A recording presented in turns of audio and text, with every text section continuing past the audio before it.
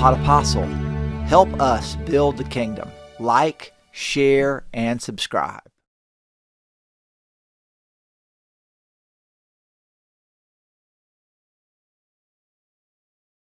Welcome back to Bay St. Louis and Our Lady of the Gulf Catholic Church. Praised be Jesus Christ, always be praised, and Hail Mary. And so it truly is, again, my privilege and pleasure to welcome Dr. Pitre here for conversation about the love of sacred scripture and good books in general. And he, I have to say, has written a few good books. And I think my favorite book that he's written is Jesus and the Jewish Roots of the Eucharist. And I think it's probably his most popular. I look at Amazon from time to time, and I've noticed a lot of comments and a lot of, so that kind of gives you an idea of what the sales are. So I've taught a class using that book as basically directed reading and discussion, which is a favorite way for me to teach, and your books have been a great gift to me in that way. So tell us a little bit about the development of Jesus and the Jewish Roots of the Eucharist, and is it your favorite book that you've written? Yeah. Is it your bestseller? Tell us a little bit about it. Yeah, it's an interesting story.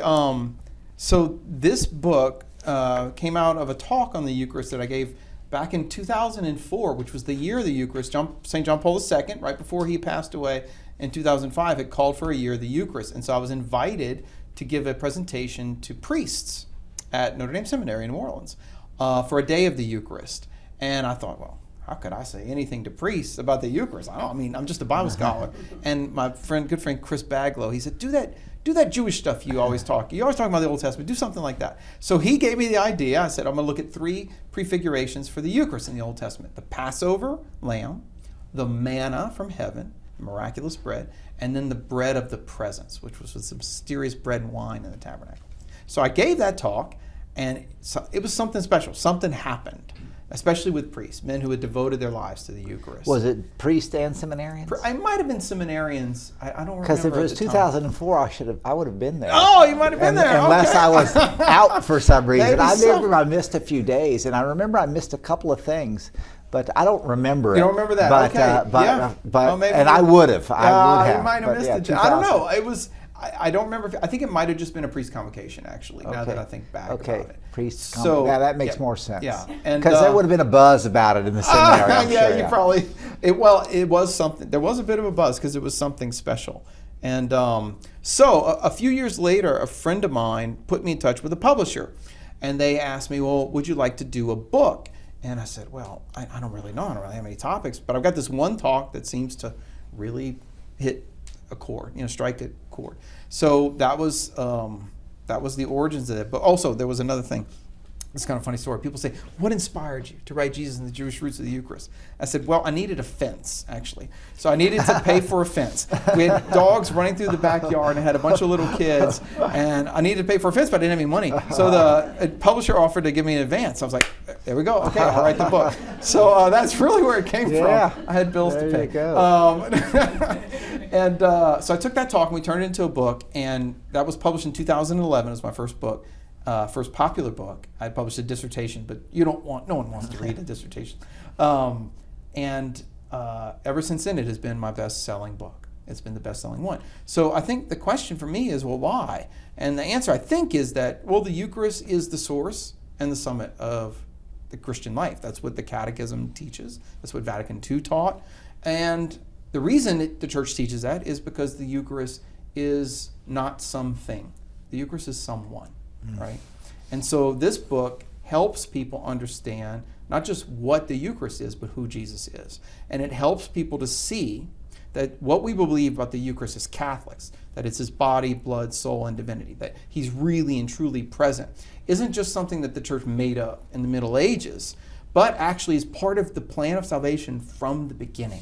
So when you start to look at the Eucharist, which Catholics are so familiar with, in light of the Old Testament, which maybe we're not as familiar with as we should be, and you start to see that the Eucharist is not just a ritual that we do, it is the new Passover lamb, right? That the Israelites had to eat the flesh of the lamb. It's also the new manna from heaven. It's the miraculous bread. It's not ordinary bread, right? And it's also the new bread of the presence, this mysterious bread and wine that was kept in the tabernacle of Moses. Well, then you start to realize, whoa, I'm part of something bigger. that the Catholic Church, the Mass, the Eucharist, this is all part of God's plan from the beginning. It isn't just something we made up. And that, I think, can inspire faith. Sure. It can help people to see beyond what looks like bread, what tastes like wine, to the reality, the invisible reality that this is body, blood, soul, and divinity. And once you realize that the Eucharist is someone, not something, well then it changes your whole life. Yeah. Like that changes everything. I completely Because you're not agree. alone anymore. God's not out there somewhere past Pluto and outer space. Right. He's here. And you know, and in I the flesh. think there are many, just why it resonates. You know, there are many Catholics who are poorly catechized, but still have faith in the Eucharist. Yes, the that's gift of the faith in the Eucharist. And maybe they can't explain it. They don't know why they have believe. faith in it, but they believe. Yes. And this helps them understand why they believe, the why of why.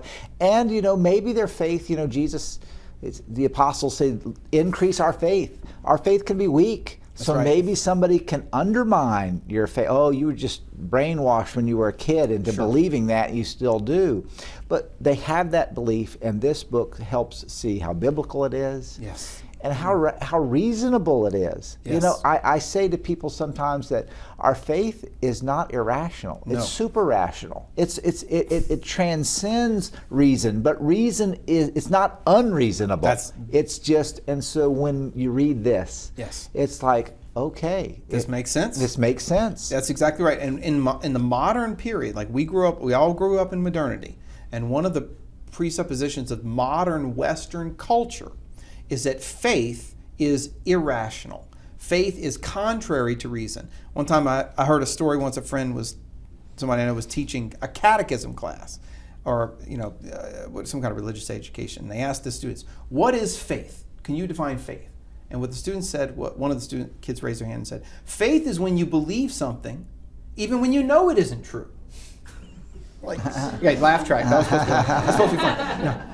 That's wrong. That's right. But a lot of modern people, especially secular people, think that way. It's kind of like, oh, faith is like, and God is like believing in Santa Claus. You know, it's on that same level of a kind of irrational superstition. But the Catholic Church teaches, no. Faith is not contrary to reason. It's super rational, like you said. It's above reason. It's actually more certain than what we can know merely through reason. But it is transcendent. It is mysterious. And so we need to show why our faith is reasonable, because as human beings, we don't just have faith, we have faith and reason. As Catholics, we know those two things go together. Yeah. John Paul talked about the two wings of a dove. I talked about that recently. Yeah, that you really need them both, especially if you're going to evangelize. Right, that's right. Or you'll descend into kind of a fundamentalist, irrational. That's exactly right. Or you will become simply a person that discounts faith, and really then life loses its meaning. It really does. That we become just cosmic accidents or nothingness. That's exactly right. Yes. And so faith and reason. So faith is a gift from God. This is one of my things I like to say. It's a gift, and it's the human response to grace. Both and. That's exactly right. And so there is this kind of God is the author of our faith. God is the giver of the gift of faith. But we're not robots. No. We are active participants in this journey from slavery in Egypt to the promised land of heaven, from slavery to sin to the promised land. And we have our manna. Yep, that's right. The manna of the new covenant. I think that's absolutely the manna image I really love, because it tells us that the Eucharist is our daily food for the journey, right? Just like the Israelites in the desert, it's hot, it's difficult, they're hungry, but the Lord's like, I'm going to give you a little foretaste.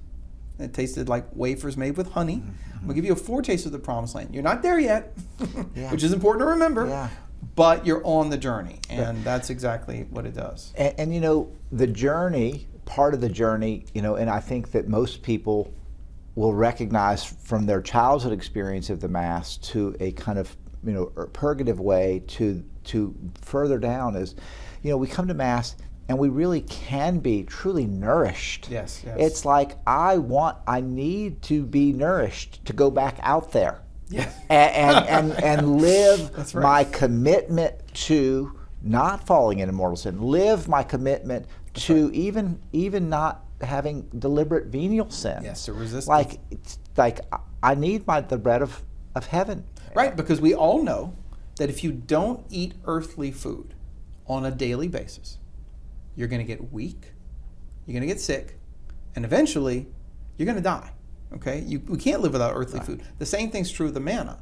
The same thing's true of the Eucharist. If we don't receive, we're going to get sick, we're going to get weak, and we're going to die spiritually, though. So, conversely, if we receive frequently with faith, then it's going to strengthen us. It's going to protect us, give us a good spiritual immune system, and then also help us to grow and flourish. Right. So it's what God does this. What's true in the natural order has an analogy in the supernatural order or the sacramental life. And so many of us might just reduce it. Oh, the Mass is like, it's an obligation I have to fulfill on Sunday. No. Yeah. That's the worst reason to go to Mass. Yes. It's still a good reason, It's the worst reason to go. And again, and I can't say that I haven't been there earlier in my spiritual journey, without a doubt. Yeah. So Jesus and the Jewish roots of the Eucharist. Yeah, I think that one is probably my favorite book is still my spiritual life book, the Introduction to Spiritual Life, just because that one's very close to my heart. Right. But yes, I did not know when I put this one out at the beginning that this would be. It's you could pay for more than a fence. I could pay for more than a fence. That's right. Yeah, that's right. Exactly right. So, I got 4 daughters, so I got some weddings to pay for also. Yeah. All right. So you had a mentor that was a Jewish New Testament scholar. Yes, yeah, that's kind of a very unusual. Yeah, very unusual. So what does she think about these books? And have you consulted her on this kind of whole Jesus and the Jewish? I haven't seen her as much since then as I'd like to, but I know that she's very proud of me. Let's just put it that way. Yeah, we talked about it, and she really has been so supportive of me in my work on this with Jewish Roots of this and the Jewish Roots of Mary. Like, she's really challenged me to keep studying. I remember one time she told me this. She actually, this was when I was a student. She said, "You Christians, you say you believe in the Old Testament, but you don't read it like you should." And it really challenged me. Like, yeah, she's kind of right, Yeah. So, she's been very, very supportive and very a wonderful mentor to me. Wonderful, great. So the Jewish people, you know, and their role in the story, and their current role in the story, and maybe Muslim people and their role in the story, and Protestantism and the Orthodox, and our relationship with these groups of people as Christians. I know that's a huge subject, and I don't. Subject. Yeah, but maybe kind of pick a direction there, and how do we live in this kind of multicultural world? That's a great question. Okay, so yes, we're living in a different time right now. There were many Catholics throughout the centuries who might have grown up in a very localized existence where the only people they knew were Catholics. And that's one particular context. Our context is not that way. It's multicultural, it's pluralistic at the level of religions. There are so many different religions around us.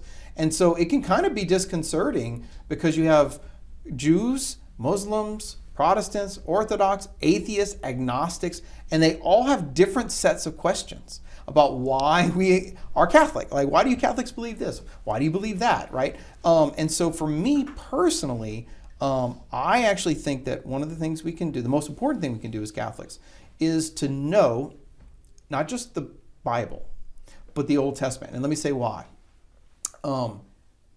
This is part of the reason I think Jewish Roots of the Eucharist is still popular. And it's because out of all the leaders of the different world religions, whether it's Muhammad or Buddha, Lao Tzu, or different, leaders of religious movements or sects that have come out over the ages, even groups like Martin Luther or Calvin, like leaders of the Protestant Reformation. Out of all these different religious figures, these religious leaders, there's only ever been one who was pre-announced, and that's Jesus Christ, okay? So there are no prophecies of Buddha, no prophecies of Muhammad, right? But the prophecies of Jesus, of which there are hundreds in the Old Testament, are a motive of credibility to the fact that Christianity is not a man-made religion, it's a God-made religion, right? It's a revealed religion. So in our multicultural, pluralistic context, as Catholics, more than ever, We need to know how the Old Testament points forward to the truth of Jesus Christ, say for a Jewish person might have questions, or a Muslim, or an atheist person, and how the Old Testament points forward to the truth of Catholicism for maybe a Protestant Christian or an Orthodox Christian when it comes to differences over the papacy or something like that. I actually think if you can show prophecy and fulfillment, Old Testament and New, Jewish roots of Catholicism, that actually is, for my money at least, the most effective way to show why we as Catholics are Catholics and why we believe what we believe, and that it's not just my opinion. I'm not just a Catholic because my mama was Catholic, although she was, and I'm grateful, right? Or my mom and dad, and I am grateful. You know, I've taken to trying to be grateful for all of the people in my history That's exactly right. that passed the faith down to me. I mean, all the way back. That's right. Like, I'm so grateful. You didn't make it. I didn't make it. We received it. Received it. The faith is received. And we have to make it our own. And we also have to be able to explain why. And so for me, I think one of the things about the Jewish roots, I had another book called The Case for Jesus, where I started at the beginning. Actually, I think I brought a copy. Oh, look at that. How about that? That's pretty good. Huh? So this book, The Case for Jesus, I wrote this book because I kept having Catholic parents tell me, I sent my kid off to university, I sent them off to college, or they went to Catholic school, and they came back and they're like, Mom, I'm agnostic. I'm atheist. And they would say, do you have a book I can give them? Because they have questions I can't answer. Why do I even believe in Jesus? How do I know he's the Messiah?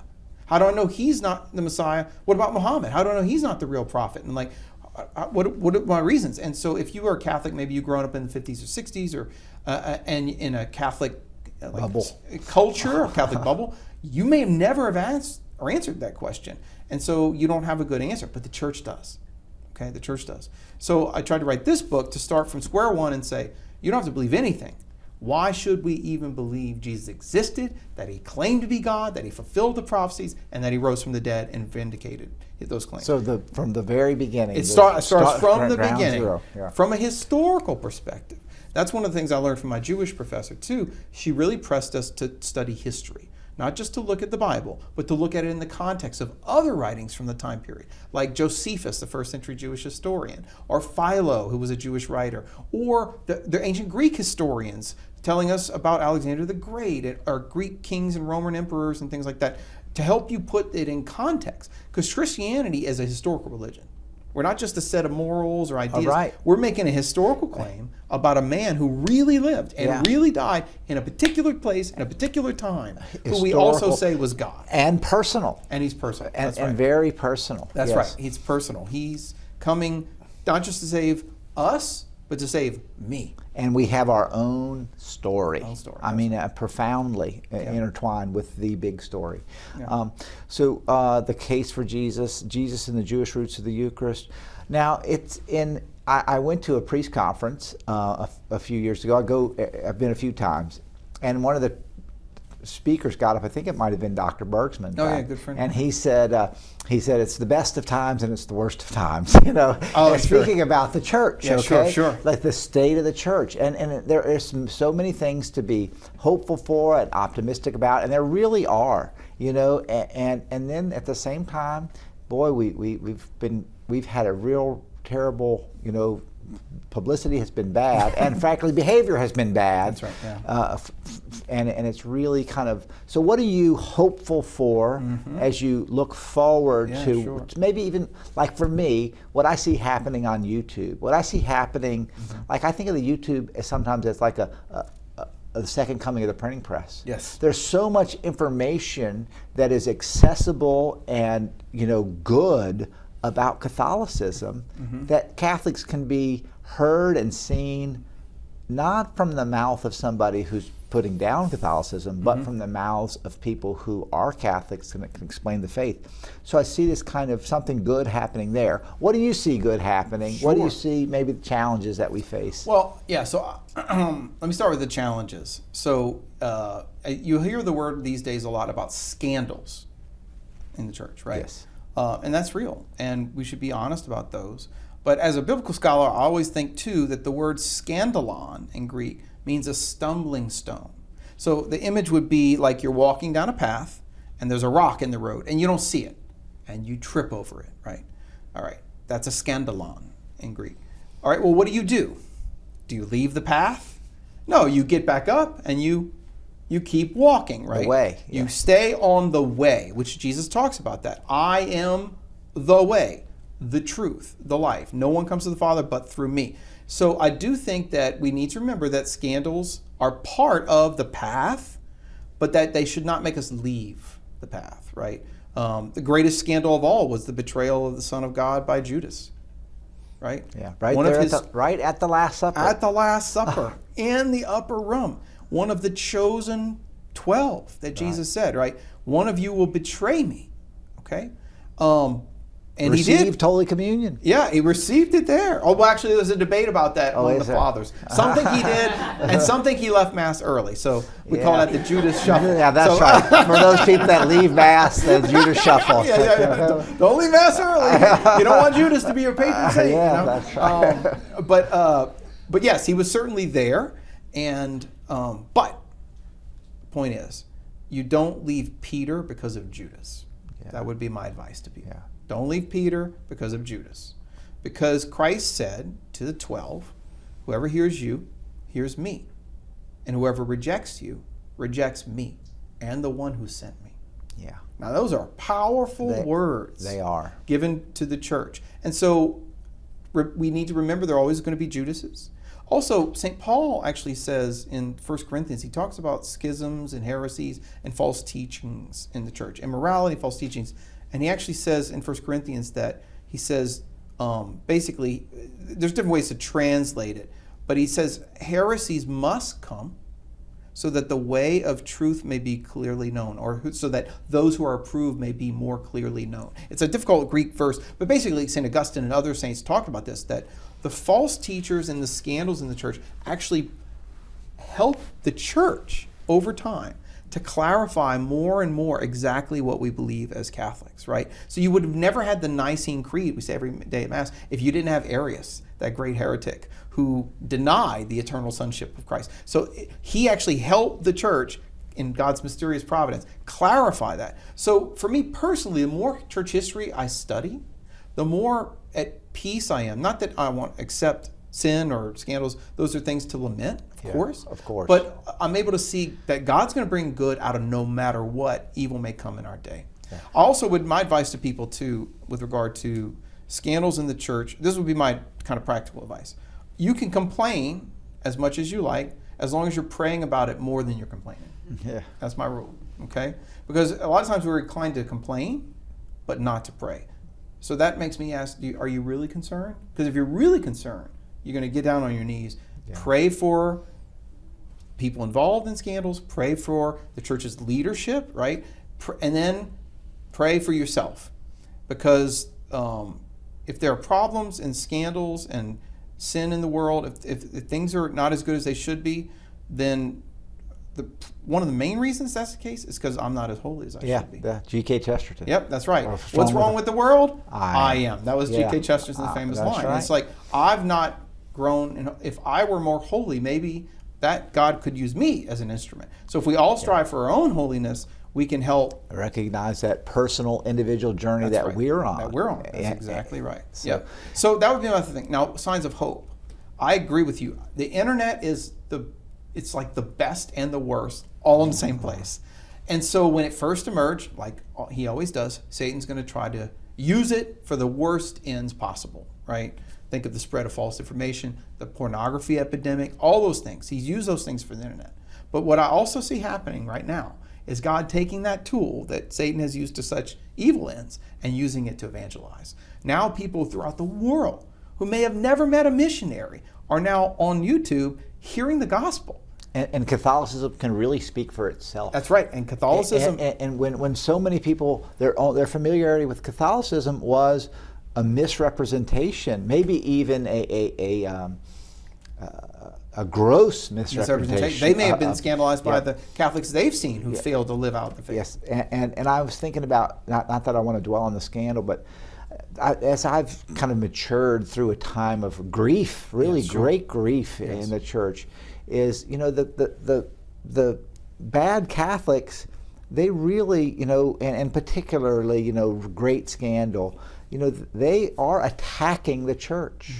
It's hard to use them as a model of the church. They're really, if you will, they're taking the church and using it for their own selfish, sick devices, and it really poisons so much for so many. And so it's like, okay, yeah, I can't run away from this because it's being attacked.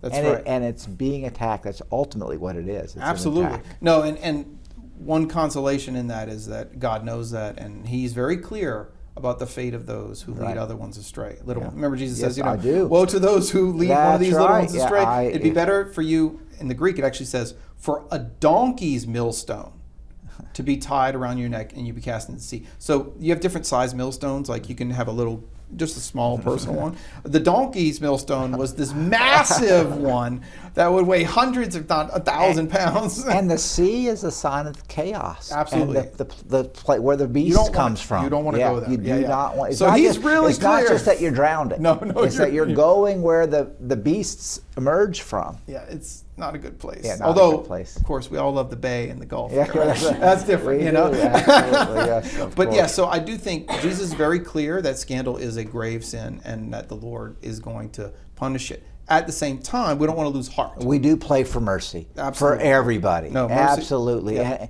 And when I think about, again, the responsibilities of being a pastor or a father, or a godfather or a mother or a teacher or a principal or a good citizen, anyone leading, everybody, anyone.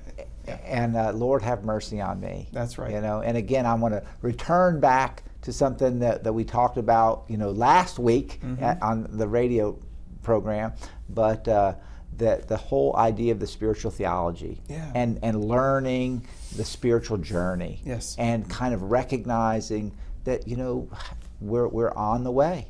We're on the way in different stages, and thanks be to God for the gift of His grace that tolerated us when we were hardened by sin, and then has shepherded us along the way, and then asked us to participate in the great work of building the kingdom. And I'm truly grateful to you personally. I'm grateful to you on behalf of my parish. Many of my parishioners have gotten to be taught and shepherded by the works that you've done. So I'm grateful. Thank you, Father. It's my pleasure. And thank you for joining us here. Thank you. Praised be Jesus Christ. Always be praised, and Hail Mary.